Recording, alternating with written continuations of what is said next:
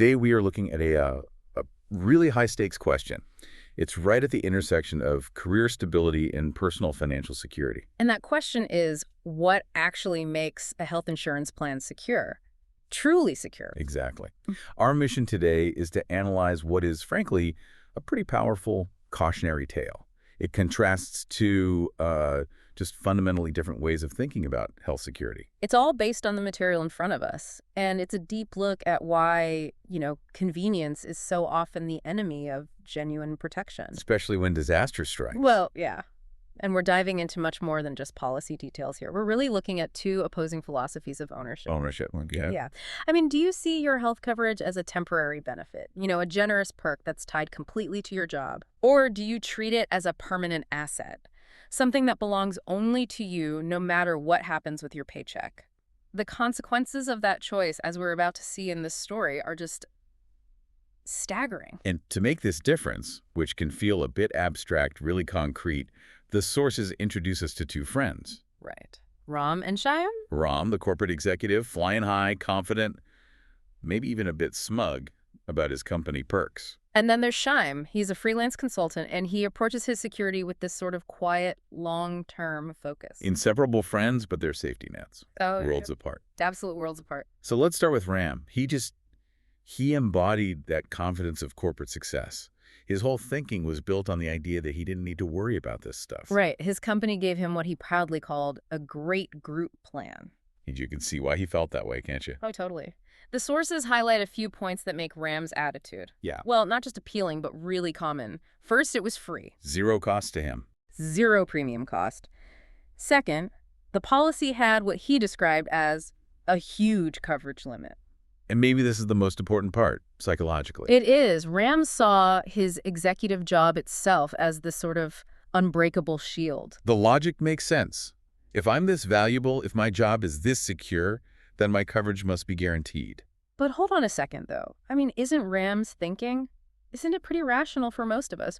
Why would you go out and pay significant premiums for a private policy when your job gives you a huge, great, and most importantly, free plan? It sounds like Shyam is just, wasting money on redundancy. And that's where we have to get really sharp in the analysis. Ram's plan was a fantastic high-value perk, no question. A perk? Yes.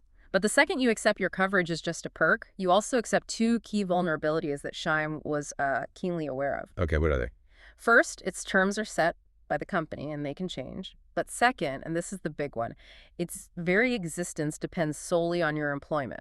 If the job goes. The coverage evaporates. Shyam, on the other hand, was looking for portability. He wanted guaranteed renewability. Renewability. That really is the heart of it, isn't it? So while Ram's enjoying his free benefit, Shyam, the consultant, is kind of gently trying to tell him, that plan belongs to the company, Ram, not to you. Exactly. Shyam got it. He knew the security he needed had to be something he owned.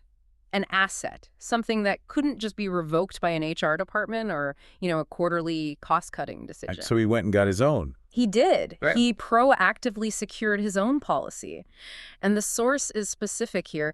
It mentions a plan facilitated by a Mark Sequeira.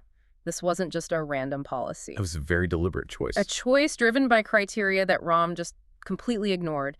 He was looking for a policy that was, in his words, mine forever. So he's prioritizing things like lifetime maximum coverage. High, maybe even uncapped lifetime maximums.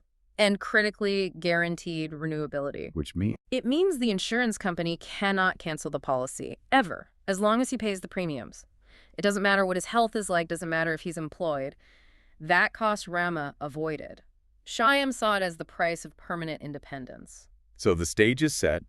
You have the high-limit plan that isn't really yours versus the policy you own that's built for independence. And, well, life has a way of testing these things. It does. We fast forward 5 years, and both friends are forced to rely on their chosen safety nets after just a terrible shared event. They were driving back from a road trip together. And they were in a catastrophic, terrible crash. Mm-hmm. The details in the source. They make it very clear this wasn't just some minor accident. No. The medical needs were massive and immediate. Both men were severely hurt. They needed emergency surgery right away, followed by weeks in trauma care and then complex rehab over months of recovery. And this detail is so important because it takes the whole discussion out of the realm of, minor illness. And puts it squarely into catastrophic financial exposure. When you talk about bills like that, trauma teams, long ICU stays, specialist rehab, we're talking costs that can run into tens of thousands of dollars per week. Oh, easily. This is the exact kind of situation that's designed to test annual limits and push any policy to its breaking point. Their medical needs were identical. Identical, but the outcome was governed entirely by the structure of their policies. And we have to follow Ram's story first because his experience is it's a stark reversal of fortune. So his corporate shield, it started out strong, right? The company insurance began paying those enormous bills. It did, but that protection only lasted until Ram got hit with two problems at the exact same time. Let's break down that first problem. Ram's confidence was all about that huge limit, but catastrophic care. It just chews through limits. It does. That huge limit was very likely an annual aggregate limit. That's common in group plans. Yeah. And when the bills for the surgery, the ICU, the early rehab, when they hit that maximum, The safety net just disappears. it vanished. The source says the company plan had reached its maximum limit. And suddenly, Ram had no coverage. So his family, His family was forced into this terrifying position of draining their personal savings, maybe even taking on medical debt, just to cover the rest of the bills, the ones that were still coming. that's devastating enough. But the material says the second problem he faced was maybe even worse, psychologically. It was an exponential crisis. Because he was so badly hurt, he couldn't do his job. He was months away from work, so his employer put his job under review. Just think about that for a second. For you, the listener, you're in a hospital bed, recovering from life-altering injuries, watching your savings evaporate. Because the bills didn't stop when the insurance did. And right then, you get the corporate memo that the very thing providing your paycheck and the framework for your coverage is now in jeopardy. It's a devastating double bind. That's what dependency creates. Ram was facing this incredible pressure, huge out-of-pocket bills, plus the immediate fear of losing his job. And losing the job meant losing everything else. It meant losing any small bit of coverage that might have been left, and it eliminated the income he desperately needed to pay down this new, crushing debt. His corporate dependency turned a health crisis into an existential financial crisis. It's hard to imagine that level of stress while trying to recover. But now the material shifts us to Shyam. A dramatically different security model. Right. When we pivot to Shyam's experience, the difference is just so stark because, well, the drama is administrative, not existential. That's a great way to put it. His wife simply called his policy provider. There was no need to call his work, no HR department to deal with.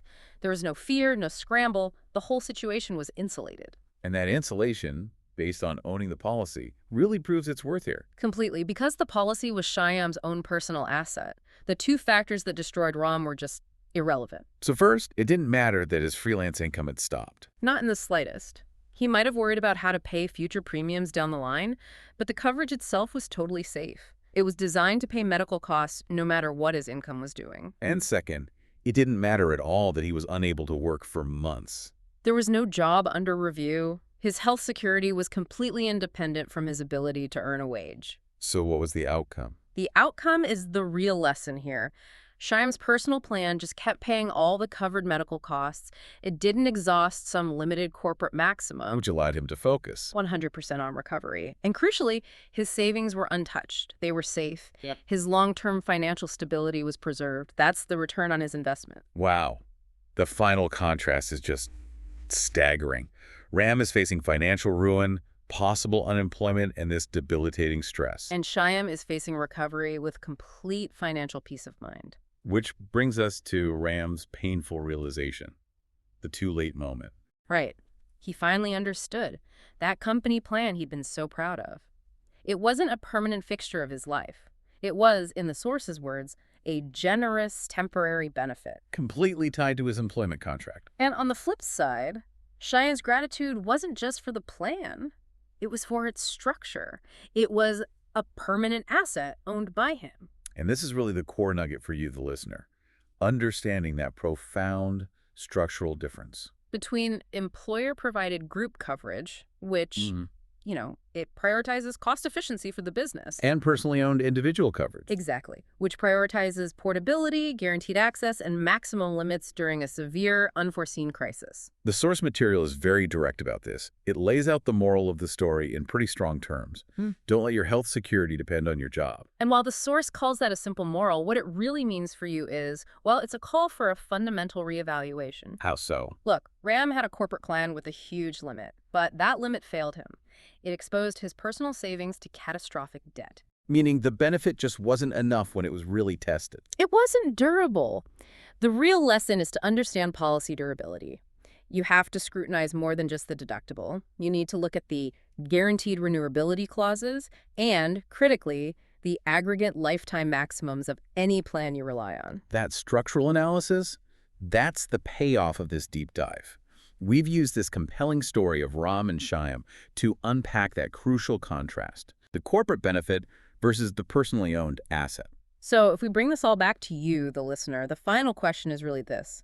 If a seemingly huge limit on a great corporate plan can be reached and can fail under the weight of catastrophic care, What factors determine your specific tipping point for financial strain? think about that. How much does a policy really need to cover?